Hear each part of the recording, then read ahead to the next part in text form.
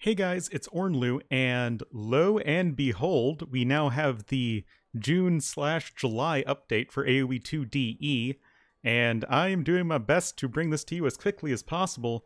I literally had surgery today. Here's my bandage. That just goes to show how freaking dedicated I am. Just kidding. I'm doing totally fine. Everything is fine. The surgery was a success. Don't worry about Ornlu. But anyway, we have a lot of stuff. I did cover the balance changes in the pup update video, but there's a lot of other changes that I think you guys would be interested in, so I did think it was worth making another video. So let's just run through these. We've got the Lords of the West event, and here's one. The two newest civs, Burgundians and Sicilians, are now available to all players for the next month or so. So even if you don't own the Lords of the West DLC, you will be able to play as the new civilizations in multiplayer, and I guess in single player skirmishes as well. I don't think you can play the campaigns, but still, for those of you who are like, are the new civs fun? Do I want to get them? Now is your chance. So that's all fun. Here is the co-op campaign historical battle starting thing. Now, I've already played through the available 5 historical battles with T-West. That is on both of our YouTube channels. But for those who missed it, I guess I can put links below. But we got Tours, Hastings, Honfleur Glalash, Kurikara, and Bafeus. They're okay. There are a few changes I'd like to see, because as you can kind of see with this Hastings map, the two players just have mirrored bases, and I kind of wanted to see something a bit more dynamic to give players a bit of a different experience. But still, it's not bad, and it is fun to play with your friends. But once they do the full release, which is not yet, you will have 33 missions selected from across 6 different campaigns. So you will be getting, or we will be getting eventually, Saladin, all of it, Attila, Alaric, Tariq, Suri of Arman, and Tamerlane. So that'll be fun to do. There are a few different ways of going about getting to them. There is a button right on the main menu, but if, like me, you use the classic main menu from DE's original release, you can actually access it from the in-game campaign menu as well, which is very nice. Ranked Empire Wars. Love it or hate it, DM is now replaced with Empire Wars, and on top of it, it will be using the Red Bull Wololo 4 maps. So for the Red Bull Wololo 4 tournament that you might have just seen this couple weekends ago, all of those maps are now in the official map pool, so that's fun. So yeah, definitely, if you guys are interested in Empire Wars, go ahead and give that a shot.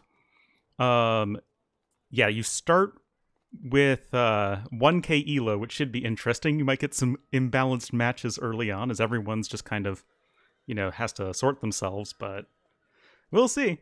We'll see. Also, we have greater capture age functionality. You can see that you can spectate with capture age. There's like a button in-game, and I think there's something like in the in-game menu as well. So now it will just take you right to capture age, which is pretty nice. Anything to encourage more people to use capture age. It's a great piece of software. And yeah, it's a good way to get some more stats, especially if you're looking through your own replays. It's not just for casters, but if you're looking through your own replays, you can see stuff like idle time and like economic efficiency and all that stuff that you can't get with the regular, DE overlay. So that stuff is definitely quite handy, and capture age is free. Well, at least the regular version is. A lot of stability and performance changes that I think you guys will be interested in. Fixed an issue where the game takes a long time to start up with players with a lot of graphical mods. That's definitely an issue I've experienced in the past, not because I have a bunch of graphical mods. All I ever use is small trees in all of my videos. And then for the campaign stuff, I literally have 0 graphical mods. But for other people, it definitely is noticeable. And note that this is all just like claimed stuff. I don't know if there are other bugs associated with it, or if there are like the bugs are actually fixed, but this is what they're claiming, and I am going to give them the benefit of the doubt and say that these are indeed fixed. Fixed an issue where graphics would sometimes disappear or flicker in long games. That I definitely experienced with like random buildings like popping in and out of existence. That should hopefully be gone. Greatly improve the performance impact of players experience hitches when advancing to the next age, and are continuing to improve this performance. This is definitely a bug that a lot of players have experienced. I don't experience it personally. I know someone like Jordan does, so hopefully this is less of an issue. Anything else? Anything else? Oh yeah, Fixed an issue where players became resubscribed to event mods when they're temporarily disconnected from the internet. Hallelujah! Oh my goodness, that one I've felt. Getting all the random like summer and mayhem mods. So yeah, glad that's not happening anymore. And okay, other stuff. Fixed an issue where farms could turn partially invisible under certain circumstances. Remember the invisible farms, guys? Thankfully, those should no longer be a thing. That is definitely a good fix. Fixed an issue where unit outlines would sometimes not display correctly at the edge of a building. This came up very rarely, but it's still noticeable, and glad that they are fixing that. Audio. A new, threatening yet familiar sound now plays when your enemy researches atheism. This, I checked it because, this is interesting wording. It's the original Hun theme from Age of Conquerors. Like, when you start a game as Huns, you got the...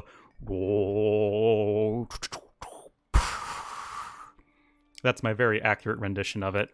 So that's kind of fun. Just a nice little fun Easter egg. It says a new sound now plays when your enemy researches First Crusade, Cuman Mercenaries, or Flemish Revolution. I tried this in the editor and I didn't really hear anything, but maybe, that's just me not paying attention or something. AoE1 priests now heal louder, very important. And Gebettos now throw their knives louder. Okay. Here's a big one. Building melee and pierce armor is now displayed in the UI when selecting a building. Just goes to show the power of masonry and architecture more. But in all seriousness, there are some interesting breakpoints when it comes to like pierce armor and like arrow damage. Like maybe a building will have like 8 pierce armor, but your arbalest does 10 damage, so it will actually deal 2 damage to buildings. And that might not be the most intuitive thing in the world, and it actually further shows the power of those building HP and armor upgrades. But that's just a nice change. It's like one of those things that's like, this probably should have been in the game since 1999. But hey, I'll take it now. Anything else? Oh yeah, by the way, this is going to be a little bit misleading though, I guess, because there's a lot of like bonus damage, like infantry bonus damage can't be blocked by building armor, and there's a lot of weird stuff when it comes to building armor. There's like 3 different building armor types.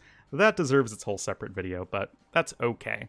It is now possible to see the second tab of units in the dock in the Dark Age to see the future techs and upgrades. Oh, okay, never mind, that's not that important. Just kind of glancing through this. Building range indicator brightness. Yeah, I think the whole mandala thing, your grid brightness directly correlated to your circles brightness, so that I think is now going to be independent, so that's going to be useful for people who use that. And then there is some other stuff. Historical battles. Haha, we knew about that. Adjust the range indicator to draw rounded rectangles when required. I'm not too sure what this means, but sure. Monks can no longer drop relics on themselves, making them invulnerable to melee attacks. This was an annoying little bug on really any map, but especially noticeable on Arena, where relic contesting is, the most, I guess, salient. So, like, a monk could, in some situations, just drop a relic, and it would be, like, on top of the relic, and then the monk would just, be immune to, like, enemy scouts and stuff, and it was really funny and sad. So that should now be fixed. Villagers now automatically gather deep-sea fish. Okay. Fishing ships now start automatically. And all of that stuff is not too important. Here's an interesting one. Fixed in a legacy issue where... oh, that's kind of a funny way to phrase it. Where it was possible to remove chopped straggler trees with foundations distantly. Now the foundation construction has to be started to remove the trees. So what the heck does this mean? Remember straggler laming, guys? In case you don't know, this was like an issue going back all the way in terms of tournament rules, where through the fog of war, you could see if a straggler tree was chopped down. It's like, okay, the tree was felled and villagers were gathering wood from it.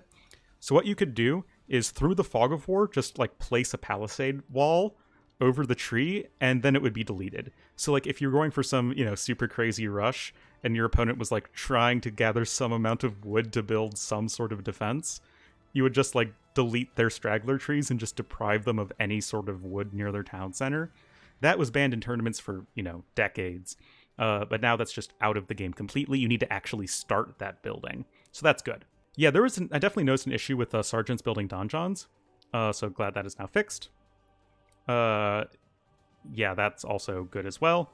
Some kind of weird stuff with sergeants building donjons. Glad that is now fixed. Skirmishers and units which fire multiple projectiles now add the correct amount of extra projectiles to fortifications when garrisoned inside them. I actually haven't tested this yet because I'm trying to get this video out to you guys quickly, but I assume this means Chukonu are actually going to be a lot better when garrisoned in castles. Kipchoks as well, maybe? Not too sure about skirmishers. Usually it's just like the unit's damage over its rate of fire, which is why like Chukonu were really bad because it only counted the first arrow and Chukonu have a slow fire rate. But yeah, I'll be interested to see how this one plays out, actually. This is weird, like calling it a legacy issue. It's just like how the game has worked for 20 plus years. Fixed a legacy issue where farmers only work on the left side of a farm, and they now work in the middle of the farm.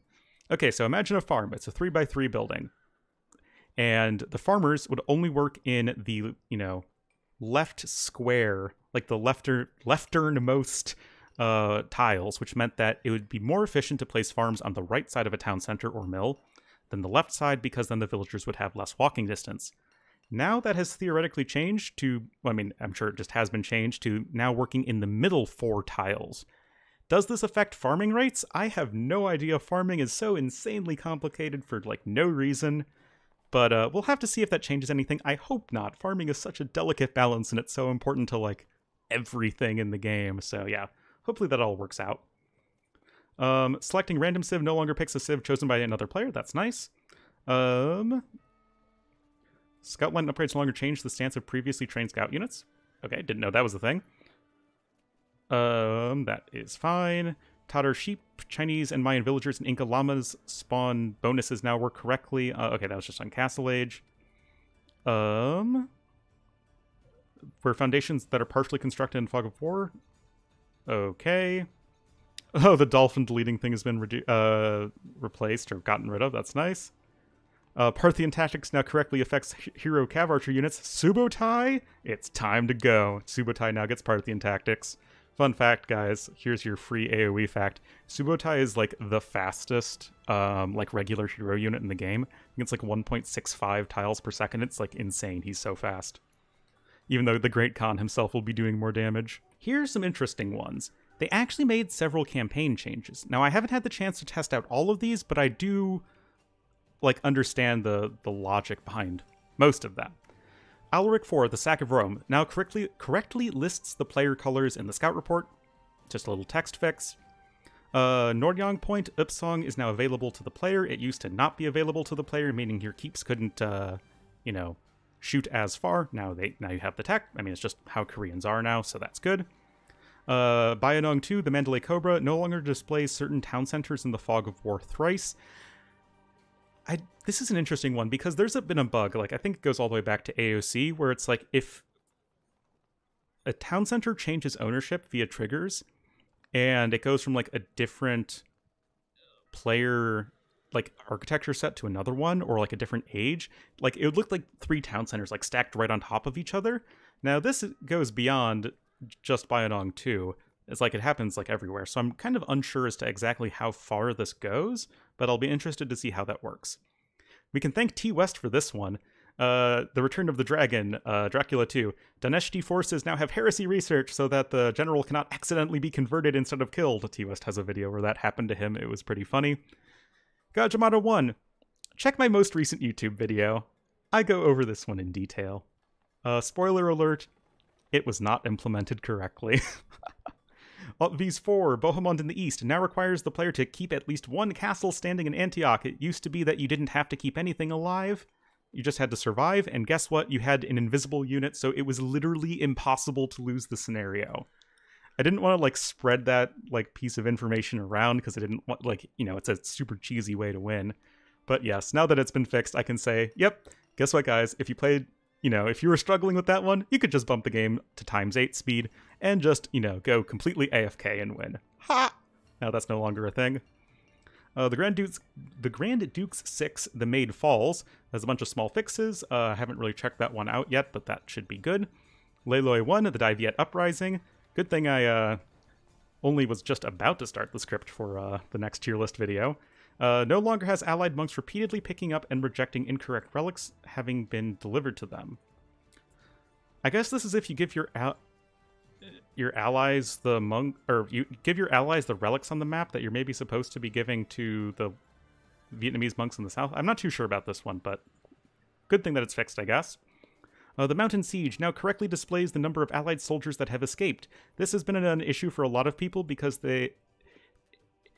oftentimes it would look like you have more units fleeing than are actually being counted, because like if a couple units arrive at the same time, they would only be counted as one unit. So yeah, that was a little bit annoying, and it was just not the most accurate thing in the world. So hopefully that has now been fixed.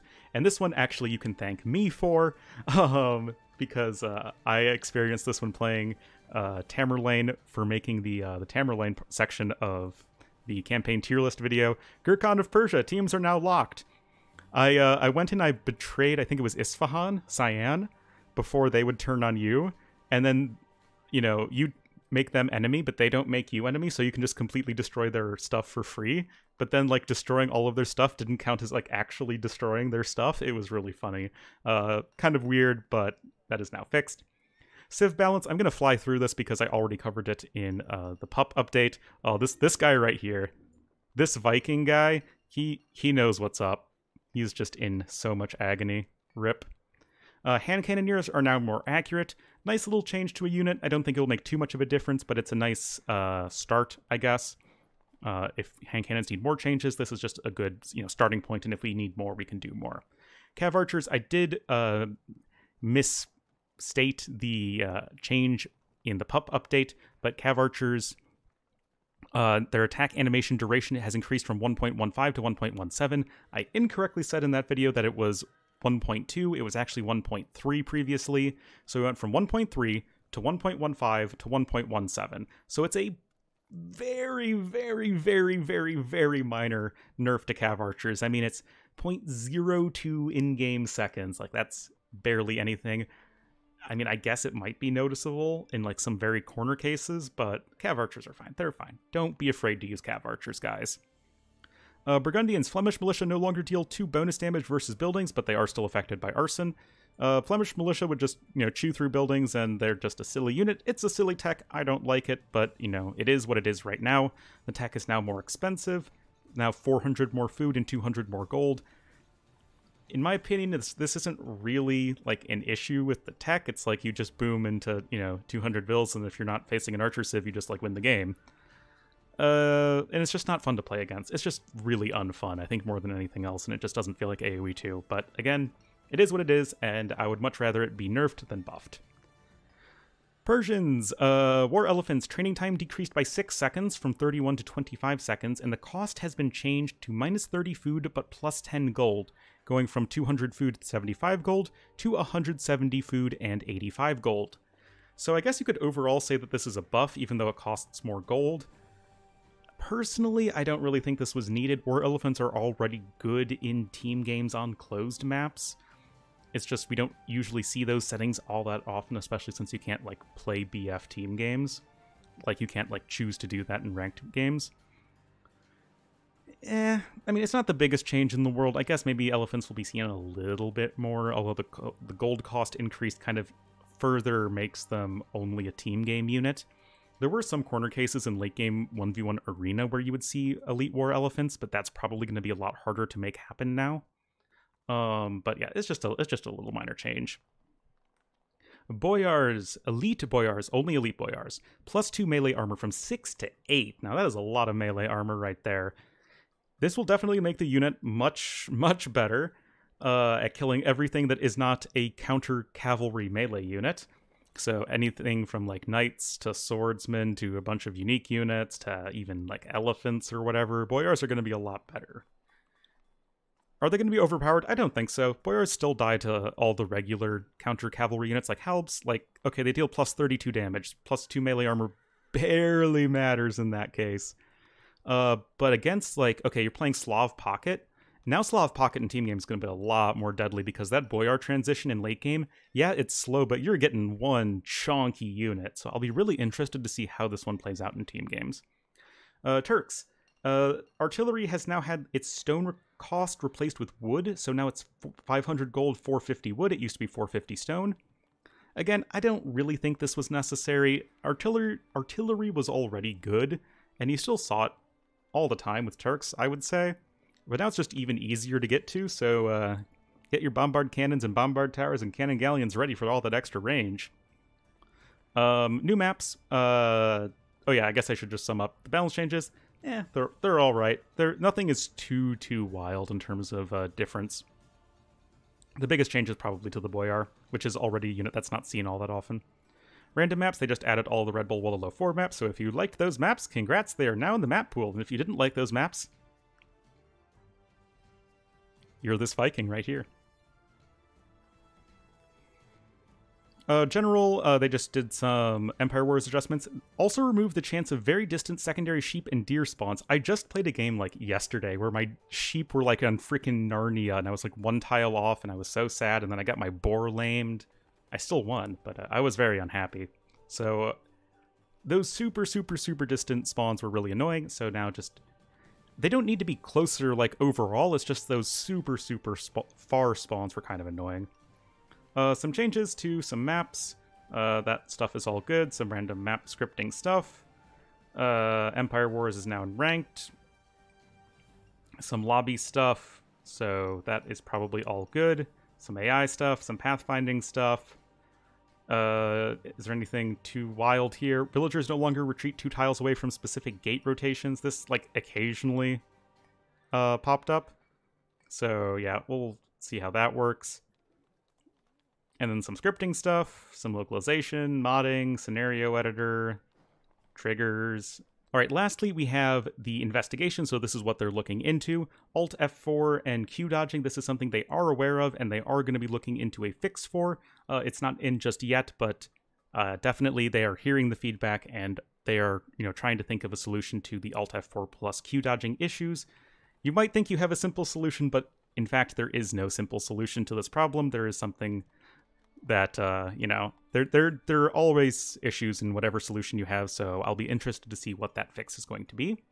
Crashes and freezes, so of course those are still going to exist, and they're going to, keep on trying to fix those. And that is it, guys. So definitely let me know what you're most looking forward to in these changes. Yeah, I think that there are just a lot of, like, little quality of life bug fixes and a lot of, just nice little fixes. I'm actually really hopeful for this patch in terms of just cleaning up the game, which is what's, I think, most needed in AoE, more than new maps, more than new civs, more than balance changes. It's just, a lot of, like, bugs and really weird interactions and stuff. I'm glad that those are being adjusted, so definitely let me know what you guys think in the comments. Thank you all so much for watching, and I will see you guys next time.